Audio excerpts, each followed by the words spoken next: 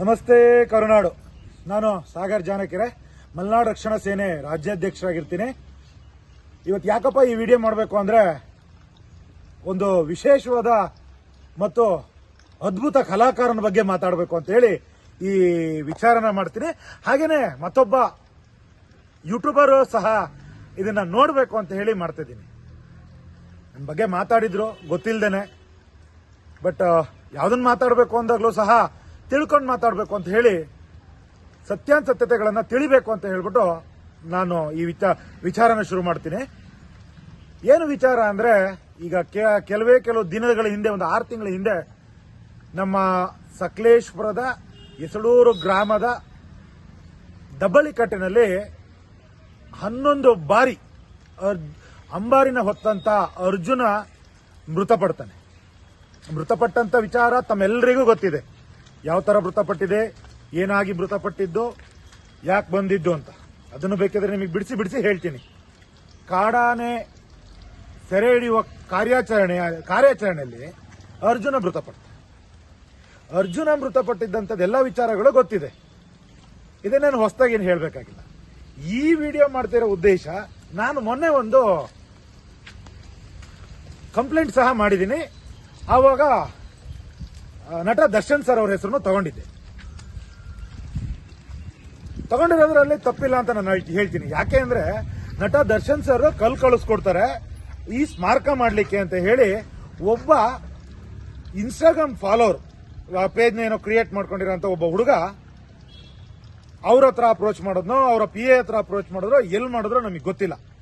But ನಟ Darshan sir ಅವರು ಸ್ಮಾರಕನ ನಿರ್ಮಾಣ ಮಾಡ್ತಾರೆ ಅಂತ ಹೇಳ್ಬಿಟ್ಟು ಇಲ್ಲೆಲ್ಲ ಬಂದು ಪಬ್ಲಿಸಿಟಿ ಮಾಡಿ, ಸೋಷಿಯಲ್ ಮೀಡಿಯಾದಲ್ಲೆಲ್ಲ ಪಬ್ಲಿಸಿಟಿ ಕೊಟ್ಟು ಆ ಕಲ್ಲನ್ನ ತಗೊಂಡು ಬಂದು ರಿಸರ್ವ್ ಫಾರೆಸ್ಟ್ ಒಳಗಡೆ ತಗೊಂಡೋಗಿ ಅರ್ಜುನ ಸಮಾಧಿಯ ಸುತ್ತ ಅಗದು ಹಾಕ್ಲಿಕ್ಕೆ ಟ್ರೈ ಮಾಡ್ತಾ ಇರ್ತಾರೆ. ಆ ಸಂದರ್ಭದಲ್ಲಿ ನಮ್ಮ ಫಾರೆಸ್ಟ್ ಇಲಾಖೆಯವರು ಹೋಗ್ಬಿಟ್ಟು ತಡೆದ್ಬಿಟ್ಟು, ಇಲ್ಲಪ್ಪ ಇದನ್ನ ನೀವು ಹಾಕಂಗಿಲ್ಲ, ಸರ್ಕಾರ ಮಾಡುತ್ತೆ ಅಂತ ಹೇಳಿ ಅವನಿಗೆ ಬುದ್ಧಿ ಹೇಳಿ ಭಾರಿ ಮೃದು ಸ್ವಭಾವದಲ್ಲಿ ನಮ್ಮ ಫಾರೆಸ್ಟ್ ಇಲಾಖೆಯವರು ಅವನ್ನ ಕಳಿಸ್ಕೊಡೋ ಸಂದರ್ಭದಲ್ಲಿ ಇವನೇ ಹೇಳಿರ್ತಾನೆ, ಯಾರು ಈ ವ್ಯಕ್ತಿ ಏನ್ ತಂದಿರ್ತಾನಲ್ಲ ಆ ವ್ಯಕ್ತಿನೇ ಹೇಳಿರ್ತಾನೆ, ಇದನ್ನ ನಟ ದರ್ಶನ್ ಸರ್ ಕಳಿಸ್ಕೊಟ್ಟಿದ್ದು ಕಲ್ನ ಅಂತ.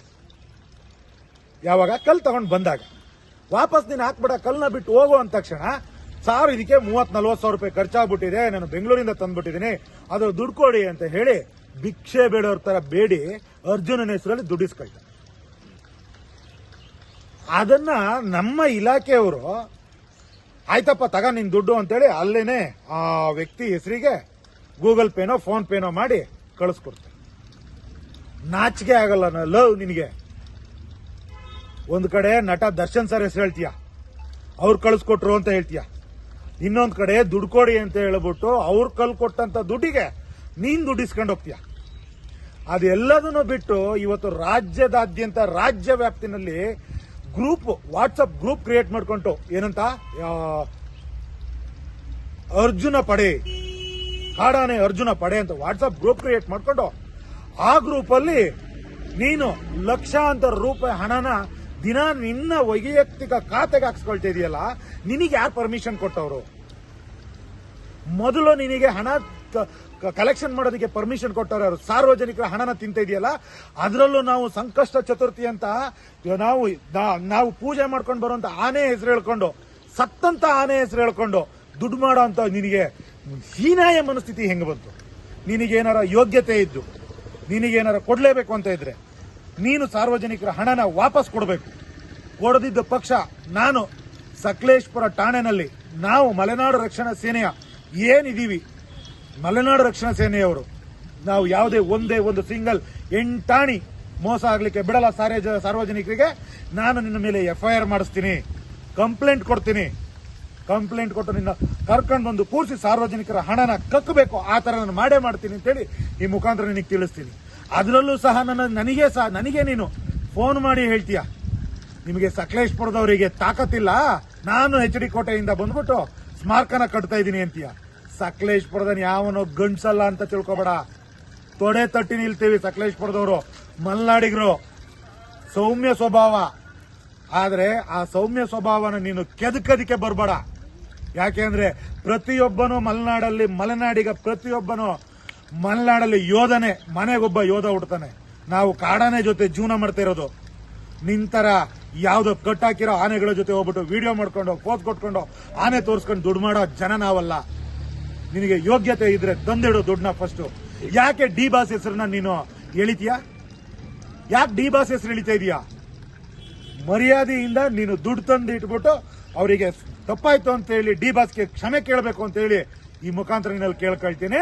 ಹಾಗೇನೆ ಇವತ್ತು ಮತ್ತೆ ಇನ್ನೊಂದು ಚಾಲೆಂಜ್ ಮಾಡಿದ್ದಲ್ಲ, ತಾಕತ್ತಿದ್ರೆ ಬಂದು ತಡೀರಿ, ನಾನು ಇವತ್ತು ಆನೆ ಸಮಾಧಿ ಹತ್ರ ಬರ್ತೀನಿ, ಶೀಟ್ ಹಾಕ್ತೀನಿ ಅಂತೇಳಿ. ಎಲ್ಲಪ್ಪ ಬಂದೆ? ಎಲ್ಲಪ್ಪ ಇದೆಯಾ ಕಂದ? ಈಗ ಎಷ್ಟೋ ಟೈಮು? ಈಗ ಹೆಚ್ಚು ಕಮ್ಮಿ 4 ಗಂಟೆ ಆಗಿದೆ. ಬೆಳಗ್ಗೆಯಿಂದನೂ ಬರ್ತೀನಿ ಅಂತ ಇರಾಬರ ಗ್ರೂಪ್ ಅಲ್ಲಿರೋರಿಗೆಲ್ಲ ಯಾಮರಿಸ್ತಾ ಇದೆಯಲ್ಲೋ. ದಯವಿಟ್ಟು ಕರ್ನಾಟಕದ ಮಹಾಜನತೆಗೆ ಕೈ ಮುಗಿದು ಕೇಳ್ಕೊಂತೀನಿ, ಇವನಂತ 10 ಜನ ಹುಟ್ಕೊಳ್ತಾರೆ. ಇವನು ಆಲ್ರೆಡಿ ಹುಟ್ಕೊಂಡಿದ್ದಾರೆ. ಅರ್ಜುನನ ಹೆಸರಲ್ಲಿ ಸ್ಮಾರಕ ಕಟ್ತೀನಿ ಅಂತ ನಿಮ್ಮೊಂದು ಕನ್ಕ್ಲೂಷನ್ ಕೊಟ್ಬಿಡ್ತೀನಿ, ಕ್ಲಾರಿಟಿ ಕೊಡ್ತೀನಿ. ಯಾರೂ ಸಹ ಅದಕ್ಕೆ ಸ್ಮಾರಕ ಕಟ್ಟೋದಿಕ್ಕೆ ಆಗಲ್ಲ. ಯಾಕಂದ್ರೆ ಸರ್ಕಾರ ಇದನ್ನ ಕಟ್ತೀವಿ ಅಂತ ಹೇಳಿದ್ದಾರೆ. ಸರ್ಕಾರ ಬೇರೆ ಯಾರಿಗೂ ಅವಕಾಶ ಮಾಡಿಕೊಡಲ್ಲ ಕಟ್ಟಲಿಕ್ಕೆ. ಹಾಗೇನಾದ್ರು ಕಟ್ಟಬೇಕು ಅಂದ್ರೆ ಸ್ಥಳೀಯವಾಗಿ ನಮ್ಮ ಶಾಸಕರಿದ್ದಾರೆ, ಸಿಮೆಂಟ್ ಮಂಜಣ್ಣ ಅಂತ, ಅವರ ಶಾಸಕರ ಅನುದಾನದಲ್ಲಿ ಸರ್ಕಾರ ಏನಾದ್ರು ಕೊಡ್ಲಿಲ್ಲ, ಮಿನಿಸ್ಟ್ರಿ ಲೆವೆಲ್ ದುಡ್ಡು ಕೊಡ್ಲಿಲ್ಲ ಅಂದ್ರೆ ನಾನು ಕಟ್ಟಿಸ್ತೀನಿ ನನ್ನ ಶಾಸಕರ ಅನುದಾನದ ನಿಧಿನಲ್ಲಿ ಅಂತ ಹೇಳಿ ನಮಗೆ ಮಾತು ಸಹ ಕೊಟ್ಟಿದ್ದಾರೆ. ಕರ್ನಾಟಕದ ಜನತೆಯಲ್ಲಿ ಕೈ ಮುಗಿದು ಕೇಳ್ಕೊಳ್ಳೋದು ಇಷ್ಟೇ. ಯಾರೋ ಸೆಲೆಬ್ರಿಟಿ ಹೆಸರು ಹೇಳ್ಕೊಂಡು, ಇನ್ನೊಬ್ರು ಹೆಸರು ಹೇಳ್ಕೊಂಡು ಅವರು ಕೊಟ್ಟಿದ್ದಾರೆ, ನೀವು ದುಡ್ಡು ಕೊಡಿ ನಾನು ಕಟ್ಟಿಸ್ಬಿಡ್ತೀನಿ ಅಂತ ಇವನಂತ ಲೋಫರ್ ಲಫಂಗಗಳು ಇನ್ನೂ 100 ಜನ ಹುಟ್ಕೊಳ್ತಾರೆ. ದಯವಿಟ್ಟು ಹೇಳ್ತೀನಿ, ಯಾರು ಇಂಥವರಿಗೆ ಮೋಸ ಹೋಗಿ ದುಡ್ಡು ಹಾಕಬೇಡಿ. ಅರ್ಜುನ ಆಲ್ರೆಡಿ ಸತ್ತೋಗಿ ನಮ್ಮ ಮನಸ್ಸಲ್ಲಿ ಉಳ್ಕೊಳ್ಳೋ ತರ ಆಗಿದೆ. ಇನ್ನೂ ಸಹ ಅವನ ಹೆಸರಲ್ಲಿ ದಂಧೆ ಮಾಡೋ ಅಂತವರಿಗೆ ಶಿಕ್ಷೆ ಆಗಬೇಕು. ಇವನೇನಾದ್ರು ದುಡ್ಡು ಕೇಳಿದ್ರೆ ಈಗ ಆಲ್ರೆಡಿ ಸ್ಕ್ಯಾನರ್ ಹಾಕಿದ್ದಾನೆ. ದಯವಿಟ್ಟು ಇದನ್ನ ಆದಷ್ಟು ಪ್ರಚಾರ ಮಾಡಿ, ಯಾರು ಸಹ ದುಡ್ಡು ಹಾಕಿ ಮೋಸ ಹೋಗ್ಲಿಕ್ಕೆ ಹೋಗ್ಬೇಡಿ ಅಂತೇಳಿ ಈ ಮುಖಾಂತರ ನಾನು ಕೇಳ್ಕೊಳ್ತೀನಿ. ಈಗ ಲಕ್ಷಾಂತರ ರೂಪಾಯಿ ದುಡ್ಡನ್ನ ವಸೂಲಿ ಮಾಡಿದ್ದಾರೆ, ಆ ವಿಷಯವಾಗಿ ಏನ್ ಮಾಡಬೇಕು ಅಂತಿದ್ದೀರಾ ಸರ್? ಲಕ್ಷಾಂತರ ರೂಪಾಯಿ ಏನ್ ದುಡ್ಡನ್ನ ವಸೂಲಿ ಮಾಡಿದಾನೆ ಅರ್ಜುನ ಹೆಸರಲ್ಲಿ, ಅದರಲ್ಲೂ ಡಿ ಬಾಸ್ ಹೆಸರು ಹೇಳ್ಕೊಂಡು, ದರ್ಶನ್ ಅವ್ರ ಹೆಸರು ಹೇಳ್ಕೊಂಡು. ನಮಗೂ ಸಹ ಗೊತ್ತಿರಲಿಲ್ಲ ದರ್ಶನ್ ಅವರೇ ಕಳಿಸಿರೋದು ಅಂತ ನಾವು ನಂಬಿಟ್ಟಿದ್ವಿ. ಇದನ್ನೆಲ್ಲ ಆಳ ಅಂತರಗಳನ್ನ ಅಗದ್ ನೋಡಿದಾಗ ಗೊತ್ತಾಯ್ತು ಇವನು ದರ್ಶನ್ ಅವ್ರ ಹೆಸರನ್ನ ಹೇಳ್ಕೊಂಡು ಮೋಸ ಮಾಡ್ಲಿಕ್ಕೆ ಬಂದಿರೋ ಅಂತವನು ಅಂತ. ನನಗೆ ಕಾನೂನು ಸಹ ಹೇಳ್ಕೊಡಕ್ ಬಂದ ಫೋನಲ್ಲಿ. ನನ್ನ ಹತ್ರ ಎಲ್ಲ ಪ್ರೂಫ್ ಇದೆ. ಅವನು ದುಡ್ಡು ಹಾಕ್ಸ್ಕೊಂಡಿರೋ ಪ್ರೂಫ್ ಇದೆ, ಅದರ ಸ್ಕ್ರೀನ್ ಶಾಟ್ಗಳು ತರಿಸ್ಕೊಂಡಿದ್ದೀನಿ. ಅವನು ಫೋನಲ್ಲಿ ಮಾತಾಡೋದು ಪ್ರೂಫ್ ಇದೆ. ಹೌದು, ನಾನೇ ಇದಕ್ಕೆ ಮೂಲ ಕಾರಣ ಅಂತ ಹೇಳಿರೋದು ಸಹ ನನ್ನ ಹತ್ರ ವಾಯ್ಸ್ ರೆಕಾರ್ಡ್ ಇದೆ. ನಟ ದರ್ಶನ್ ಅವ್ರ ಹೆಸರಿಗೂ ಕಳಂಕ ತರ್ತಾ ಇದ್ದಾನೆ, ಇವನು ಸಹ ದುಡ್ಡು ಮಾಡ್ಕೊಳ್ತಾ ಇದ್ದಾನೆ. ದುಡ್ಡು ಮಾಡಿರೋ ಈಗ ನೀವೇನ್ ಕೇಳಿದ್ರಿ 1.5 ಲಕ್ಷ ದುಡ್ಡು ಅಂತ ನೀವು ಹೇಳ್ತಾ ಇದ್ದೀರಾ. 1.5 ಲಕ್ಷ ಅಲ್ಲ, ಅದು ಕೋಟ್ಯಾಂತರ ರೂಪಾಯಿ ಅಂತ ನಾನು ಹೇಳ್ತೀನಿ. ಯಾಕೆಂದ್ರೆ ಇವನು ಯಾರಿಗೂ ಲೆಕ್ಕ ಕೊಟ್ಟಿಲ್ಲ. ಕೋಟಿಗಟ್ಟಲೆ ದುಡ್ಡು ಮಾಡಿದಾನೆ ಇವನು ಇದರಲ್ಲಿ, ಈ ಸ್ಕ್ಯಾಮ್ ಅಲ್ಲಿ. ತೋರ್ಸೋರಿಗೆ ಲಕ್ಷ ಅಂತ ತೋರಿಸ್ತಾ ಇದ್ದಾನೆ, ಬಟ್ ಅದು ಕೋಟಿ ಮುಟ್ಟಿದೆ. ದಯವಿಟ್ಟು ಆ ಹಣನ ವಾಪಸ್ ಕೊಡಬೇಕು ಅಂತ ಹೇಳಿ ನಾಳೆ ನಾನು ಸಕಲೇಶ್ಪುರ ಠಾಣೆಗೆ ನಾನು ಹೋಗಿ ಇವನ ವಿರುದ್ಧ ಕಂಪ್ಲೇಂಟ್ ಕೊಡ್ತಾ ಇದ್ದೀನಿ. ಕಂಪ್ಲೇಂಟ್ ಕೊಟ್ಟು ಆ ಕಾನೂನು ರೀತಿಯಲ್ಲಿ ಇವನ್ನ ಯಾವ ರೀತಿ ಕರೆಸಿ ಅದಾದ್ಮೇಲೆ ಕಾನೂನು ರೀತಿಯಲ್ಲಿ ಅಕೌಂಟ್ ಫ್ರೀಸ್ ಮಾಡಿಸಬೇಕು. ಅದನ್ನ ಮುಂದುವರೆದಂತೆ ಕಾನೂನು ಅಧಿಕಾರಿಗಳು, ನಮ್ಮ ಪೊಲೀಸ್ ಇಲಾಖೆ ಮೇಲೆ ನಂಬಿಕೆ ಇದೆ, ಅವ್ರು ಮಾಡೇ ಮಾಡ್ತಾರೆ ಅಂತೇಳಿ ಯಾರಿಗೂ ಅನ್ಯಾಯ ಮಾಡ್ಸಕ್ಕಂತ ಅವ್ರು ಬಿಡಲ್ಲ. ನಾನು ಕಾನೂನು ರೀತಿ ಹೋರಾಟ ಮಾಡಿ ಸಾರ್ವಜನಿಕರ ಹಣನ ಸರ್ಕಾರಕ್ಕೆ ಮುಟ್ಗೋಲು ಹಾಕ್ಸ್ಬೇಕು ಅಂತ ಹೇಳಿ ಈ ಮುಖಾಂತರ ನಾನು ಒತ್ತಾಯಿಸ್ತೇನೆ.